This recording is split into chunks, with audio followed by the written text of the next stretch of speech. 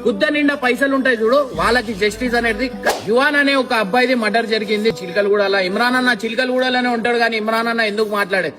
ఇమ్రాన్ అన్న మాట్లాడితే జస్టిస్ అనేది దొరకదు. ఎందుకంటే ఏ గరీబోన్కైనా జస్టిస్ అనేది దొరకదు అనమాట. 200 కోట్లు మైక్రో ఫైనాన్స్ అని స్కామ్ చేసిరు, అది కూడా గరీబోల పైసలు, అది కూడా జస్టిస్ దొరకలే. వైష్ణవి అనే ఒక అమ్మాయిది మర్డర్ జరిగింది, ఆ అమ్మాయిది కూడా జస్టిస్ అనేది దొరకలేదు. సో గైస్, ఈడ గరీబోలకు ఎప్పుడు జస్టిస్ అనేది దొరకదు. గుద్ద నిండా పైసలు ఉంటాయి చూడు, వాళ్ళకి జస్టిస్ అనేది ఖచ్చితంగా దొరుకుతుంది.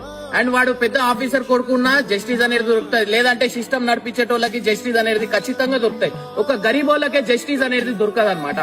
సో గైస్, నేను నిజంగా అంటున్నా, ఇట్లాంటి మర్డర్లు కావద్దంటే సార్, పోలీస్ సార్, మీ అందరికి ఒకటే చెప్తున్నా, ఒక్క రోజు ఒక 10th క్లాస్ పోరోల దగ్గర నుంచి ప్రతి ఒక్కరు పెద్దోళ్ళ దాకా జోబులు చెక్ చేయండి. ఒక్క రోజులో 18,000 చాకులు అనేది దొరుకుతాయి. ప్రతి ఒక్కరికి ప్యాషన్ అయిపోయింది చాకులు పెట్టుకొని తిరగడం. పెద్దగా అయిన తర్వాత నా కొడుకులు నా పిల్లలు నాకు చూసుకుంటారని కాలేజ్ లో ఫీజులు కట్టి ఆ ఫీజులు కట్టి ఒక పెద్ద చేసిన తర్వాత వాళ్ళు నాకు చూసుకుంటారు అనే టైంకే వీళ్ళు తప్పుల దారిలు బట్టి ఒక్కొక్కరిని ఓడ్చుకుంటారు.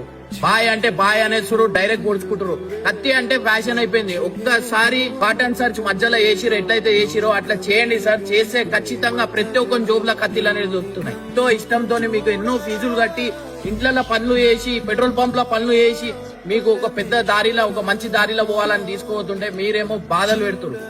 మీరు మంచి చూసుకోకపోయినా పర్వాలేదు కానీ బాధ అయితే పెట్టకండి. ఎందుకంటే ఇంట్లో ప్రేమ అది వేరుంటది. మీరు మంచి చూసుకోండి, ఇంట్లోకి తప్పు దారిని పడకండి.